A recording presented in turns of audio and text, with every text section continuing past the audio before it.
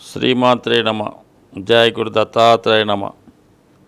ఈ వీడియోలో మనం సింహరాశి వారికి ఏ దశ అనుకూలించి ఏ దశ అనుకూలిస్తుంది అన్న విషయాన్ని ఈ వీడియోలో మనం పరిశీలించే ప్రయత్నం చేద్దాం. సింహరాశి వారికి రాశ్యాధిపతి రవి. అందువలన రవి దశ అన్నది ఈ రాశి వారికి చాలా ఇంపార్టెంట్ అయినటువంటి దశ. అయితే మరి రవికి మిత్రగ్రహాలైనటువంటి గురువు, కుజుడు, చంద్రుడు ఈ దశలు జాతకుడికి యోగిచ్చే దశలు. అలాగే మరి శత్రుగ్రహాలైనటువంటి శని, బుధ, శుక్ర దశలు అవయోగ దశలు. రాహు, కేతువులు అన్నది వాటి స్థితిని బట్టి ఆధారపడి ఉంటుంది. సాధ్యమైనంత వరకు రాహు దశ కూడా జాతకుడికి ఇబ్బంది పెట్టే దశ, కేతు అన్నది ఉపయోగపడే దశ. మరి ఈ రాశిలో జన్మించిన వారి యొక్క దశలు ఏ విధంగా ప్రారంభమవుతాయని చూసినప్పుడు సాధారణంగా జన్మ నక్షత్రాన్ని బట్టి జన్మ దశ ప్రారంభం అవుతూ ఉంటుంది. సో ఇది ఈ నక్షత్రాలు మన సింహరాశిలో మఖ, పుబ్బ, ఉత్తర. మఖ నక్షత్రం వారికి కేతు మహాదశలో ప్రారంభమవుతుంది. దాని తర్వాత పుబ్బ నక్షత్రం కాబట్టి శుక్ర మహాదశ 20 సంవత్సరాలు ఈ నక్షత్రంలో జన్మించిన వాళ్ళకి సింహరాశిలో పుబ్బ నక్షత్రంలో జన్మించిన వారు శుక్ర మహాదశతో ప్రారంభమవుతారు. అలాగే ఉత్తర పాల్గొని ఈ నక్షత్రంలో జన్మించిన వారి జన్మదశ రవి మహాదశతో ప్రారంభమవుతుంది. సో ఏదైనా కూడా ఫస్ట్ దశ అన్నదే బాల్య దశ, రెండవ దశ అన్నది ఇంపార్టెంట్గా జీవితం అంత చదువు ఆధారపడి ఉంటుంది. కాబట్టి మరి ఒకవేళ మఖా నక్షత్రంలో పుట్టిన వాళ్ళు సాధారణంగా మరి సింహరాశిలో ఉంటూ కానీ లగ్నం కూడా అదే అయినప్పుడు వీళ్ళకి కేతు మహాదశతో ప్రారంభం అవుతుంది.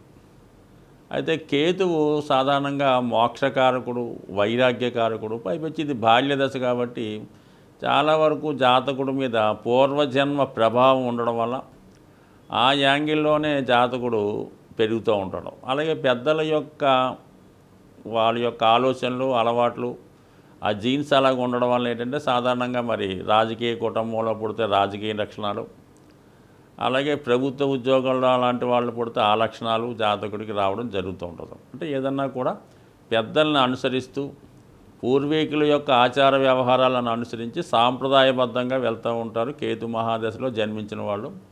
ఇది ఇంచుమించుగా మనకి 1వ పాదం అయితే 7 సంవత్సరాలు పూర్తిగా ఉంటుంది అనుకోండి అటు ఇటుగా. అదే 4వ పాదంలో జన్మిస్తే మనకి 1 సంవత్సరంన్నర నుంచి అటు ఇటు 6 నెలలు కూడా ఉండొచ్చు. బట్ ఏదైనప్పటికి కూడా మరి ఈ బాల్య దశ ఎంత తొందరగా అయిపోతే అంత మంచిదన్నమాట. మరి తర్వాత వచ్చి శుక్ర మహాదశ 20 సంవత్సరాలు. అందుకని జాతకుడు ఈ కేతు మహాదశలో ఈ మఖా నక్షత్రంలో పుట్టిన వారికి ఈ శుక్రదశ 27 సంవత్సరాలు అంటే ఇంచుమించుగా వీళ్ళకి వాళ్ళు పుట్టిన దాన్ని బట్టి 21 నుంచి 26 సంవత్సరాలు వచ్చేదాకా కూడా ఈ కేతు మహాదశ శుక్ర మహాదశ నడుస్తూ ఉంటుంది. ఈ శుక్ర మహాదశలో ఎలా ఉంటుందంటే పేరెంట్స్కి బాగా కలిసి రావడం వల్ల, జాతకుడికి అన్ని సౌకర్యాలు రావడం వల్ల, అలాగే జాతకుడిని కూడా ఒక హైఫై క్వాలిటీ ఉన్నటువంటి విద్య, అలాగే అతని పరిసరాలు, అతని క్లాత్స్, అతని ఆలోచనలు, అతని ఆహారపు అలవాట్లు అన్నీ కూడా రిచ్గా కనబడుతుంటాయి. కొంత వాళ్ళు స్థాయిని మించి ఈ పిల్లవాడిని గారాభంగా పెంచవచ్చు. లేదా సాధారణంగా మరి ఈ రాశిలో జన్మించిన వాడు తక్కువ సంతానమే ఉంటుంటారు అన్నమాట. ఒకరో ఇద్దరు ఉంటారు. అమ్మాయి అయితే ఒకే అమ్మాయి, అబ్బాయి అయితే ఒకే అబ్బాయి ఉంటుంటారు అన్నమాట సాధారణంగా. వాళ్ళు చాలా హైప్గా బంధువులందరూ బాగా పెంచడం వల్ల వాడు దీన్ని చాలా అథారిటేటివ్గా పెరగడం వల్ల మనీ యొక్క విలువ తెలకపోవడం వల్ల చాలా సందర్భాల్లో పెద్దలకి తగిన రెస్పెక్ట్ ఇవ్వకపోవడం, స్వతంత్ర నిర్ణయాలు తీసుకోవడం, చాలా వరకు మరి శుక్రదశ జరిగినప్పుడు బాల్యంలోనే ఏదైనా ప్రేమ వ్యవహారాలు లాంటివి నట్టడం వల్ల మరి ఇంచుమించుగా 25-26 సంవత్సరాలు వచ్చేదాకా కూడా జాతకుడు ఇరెస్పాన్సిబిలిటీగా, బాధ్యతారహితంగా పెరిగే అవకాశాలు ఎక్కువగా ఉంటాయి. అందువల్ల వీళ్ళు సాధారణంగా ఈ బాల్య దశ అంటే రెండో దశ అయిన తర్వాత ఈ తండ్రి గారిని అనుసరించి పాలిటిక్స్ రియల్ ఎస్టేటో వ్యాపారం సంబంధించిన దాంట్లో వచ్చేస్తుంటారు అన్నమాట చదువు మీద కన్నా. అంటే వీళ్ళకి ఎలా ఉంటుందంటే 10 మందికి ఉపాధి కల్పిద్దామనే ఉద్దేశంతో ఉంటారు తప్ప వీళ్ళ ఒకరి కింద పనిచేయరన్నమాట. ఆ కారణం వల్ల చాలా వరకు ఇబ్బంది ఉంటుంది. కాబట్టి కొద్ది పెద్దలు పర్యవేక్షిస్తూ ఒక క్రమశిక్షణతో మనీ విలువ పెరిగేలా చేస్తే మంచిది. దాని తర్వాత వచ్చే రవి దశ, ఇది యాక్చువల్గా నా ఒకే పాదం ఉంటుంది కాబట్టి 6 సంవత్సరాలు ఉంటుంది. ఒక విధంగా చెప్పాలంటే సింహరాశిలో ఈ ఉత్తరా నక్షత్రంలో జన్మించిన వారికి చాలా మంచి యోగ దశతో జీవితం ప్రారంభమవుతుంది. అంటే రాష్ట్రాధిపతి దశతో ప్రారంభమవుతుంది. అది 6 సంవత్సరాలతోనే బాల్య దశ అయిపోయి దాని తర్వాత వచ్చే చంద్రమహాదశ అనుకూలిస్తుంది 10 సంవత్సరాలు.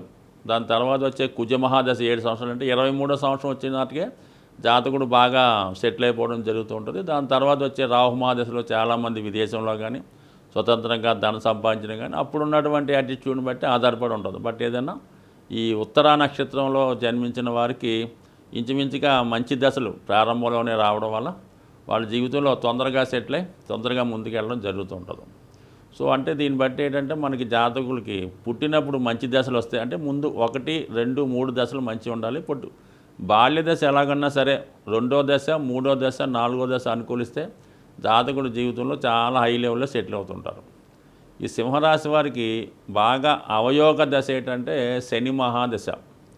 ఇది 6, 7 స్థానాధిపతి అవటం వల్ల మరి శని మహాదశలో జాతకుడు ఎవరితో కలిసి వ్యాపారం చేసినా విఫలమవుతుంది.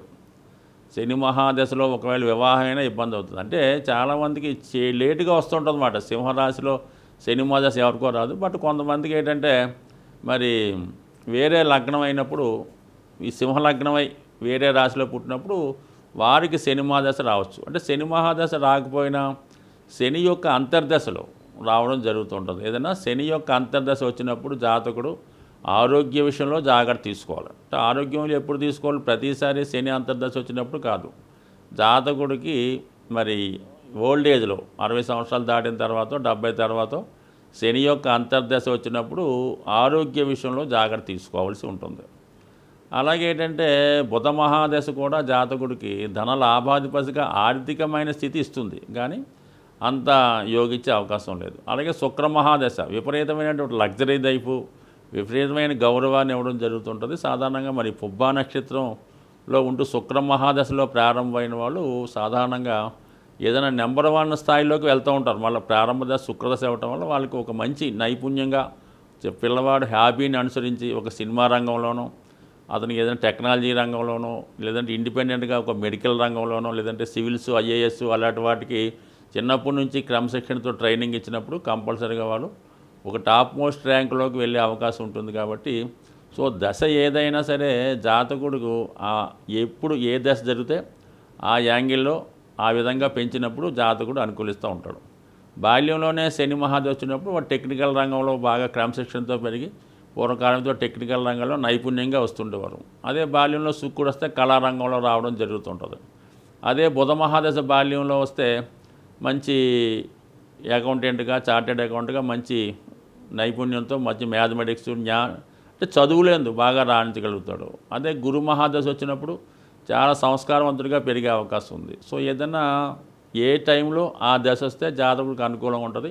బట్ ఏదైనా సింహరాశి సింహలగ్నం వారు మాత్రం ఈ శని మహాదశలోను శని అంతర్దశలో జాగ్రత్తగా ఉండాలి. అదే టైంలో శివుణ్ణి ఎక్కువగా ఆరాధించడం, నిరంతరం శివునికి అంటే ఈ సింహ లగ్నం వారు ఇది అగ్నితత్వ రాశి అవ్వడం వల్ల నవగ్రహ హోమం చేయడం వల్ల కానీ ఏదైనా ఈ హోమాలు లాంటివి అగ్నికి సంబంధించినటువంటి పూజా కార్యక్రమాలు చేసుకోవడం, ముఖ్యంగా సుదర్శన హోమం లాంటిది ఈ సింహరాశిలో సింహలగ్నం వాళ్ళు చేసుకోవడం వల్ల, నవగ్రహ హోమాలు చేసుకోవడం వల్ల, ఎక్కువగా సూర్యుడిని అగ్నిదేవుని ఆరాధించడం వల్ల కంపల్సరీగా జాతకంలో జీవితంలో వీళ్ళు ఉన్నత స్థాయికి వచ్చే అవకాశం ఉంటుంది. ప్రతి సమస్యకి ఒక పరిహారం ఉంటుంది.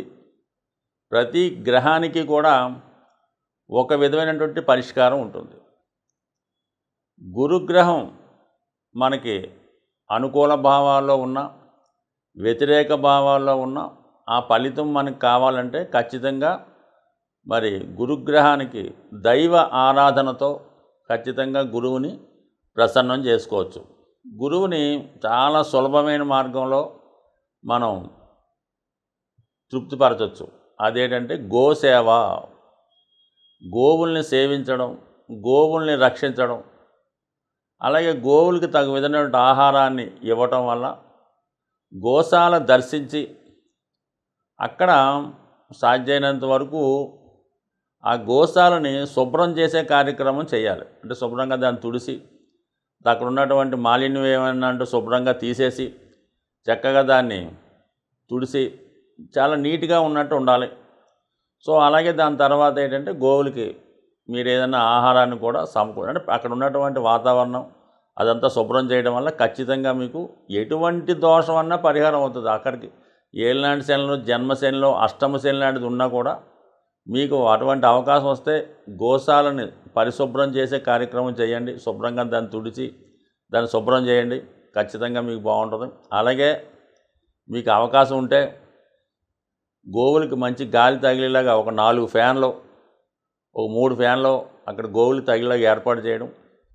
అయితే గోవులకి మరి శనగలు ఆహారంగా ఇవ్వడం వల్ల, అంటే ఆ గోవుకి ఏంటంటే గోవు దేవతా స్వరూపం కాబట్టి మరి భక్తుడు మనకి ఎందుకు సేవ చేస్తున్నాడు అని వాడికి ఏం తెలుస్తుంది? ఈ రూపంలో మాట మరి శనగలు ఇవ్వటం వల్ల ఓహో వీడు విద్య కోసం, గురుగ్రహ అనుగ్రహం కోసం వచ్చాడు. కందులు పెడతారు మంగళవారం రోజు నానబెట్టి, ఓహో వీడు పెళ్లి కోసం, కుజగ్రహం అనుగ్రహం కోసం వచ్చి గోవుకి తెలిసి అది మనకి ఇచ్చే ప్రయత్నం చేస్తూ ఉంటుంది. అంటే గోవు డైరెక్ట్గా ఇచ్చేస్తుంది. మీకు ఏ దేవతని మీరు అక్కర్లేదు. గోవు మీకు డైరెక్ట్గా ఇచ్చే అన్ని సకల సౌకర్యాలు గోవు ద్వారా పొందే అవకాశం ఉంటుంది. మీకు పురాణాల్లో కూడా తెలుసు. అందువలన ఏంటంటే గోవుని కోరితే ఖచ్చితంగా ఇస్తుందన్నమాట. సో అలాగే మరి కుజుడు కూడా కలిసి ఉన్నాడు కాబట్టి మంగళవారం రోజు లేదా మంగళవారం రోజే మీరు గోశాలకు వెళ్ళి గోవుకి నానబెట్టినటువంటి కందులు లేదా దాంతో బెల్లం ముక్క కలిపి, లేదంటే చెరుకు, అంటే చెరుకు పిప్పి కానీ చెరుకు దవ్వ ఏది ఉంటుందో అది ఇవ్వచ్చు. ఇంకా అద్భుతమైన రెమెడీ, మీరు చాలా ఇబ్బందుల్లో ఉన్నారు, అప్పులు కురిగిపోయారు, ఇంకా మీరేం చేయలేరు అనుకున్నాం, అప్పుడు ఆ గోశాలకు వెళ్ళి మీరు ఎంత బరువు ఉన్నారో అక్కడ చూపించుకోండి. మీరు ఒక 60 కేజీలు ఉన్నారనుకోండి, 60 కేజీలకి బెల్లం ఎంత ఖరీదు అవుతుంది? కేజీ 100 రూపాయలు, 6000 అక్కడ డొనేట్ చేయండి. వాళ్ళు దేనికి ఉపయోగిస్తారో మనకు అనవసరం, మీరు అక్కడ డొనేట్ చేయండి. మీకు ఓపిక ఉంటే 60 కేజీల బెల్లం కొని తూకం వేసుకొని అక్కడ ఇవ్వండి. ఖచ్చితంగా మీకు మరణ సమస్యన, ఇంకా ఉరిశిక్ష పడిపోయినా దాని నుంచి తగ్గిపోయే అవకాశం ఉంది. ముఖ్యంగా మరి ఈ కుజ గురులు అనుగ్రహించాలంటే గోవుతో పాటు ఆంజనేయ స్వామిని ఆరాధించడం వల్ల, అలాగే హనుమాన్ చాలీసా పారాయణ వల్ల ఖచ్చితంగా మీకు ఈ 2 గ్రహాలు కూడా మీకు అనుకూలమైన ఫలితాలు ఇవ్వడంలో ఖచ్చితంగా సహాయపడతాయి. ఫలితాలు కూడా చాలా శీఘ్రంగా ఇచ్చే అవకాశం ఉంటుంది. స్వస్తి.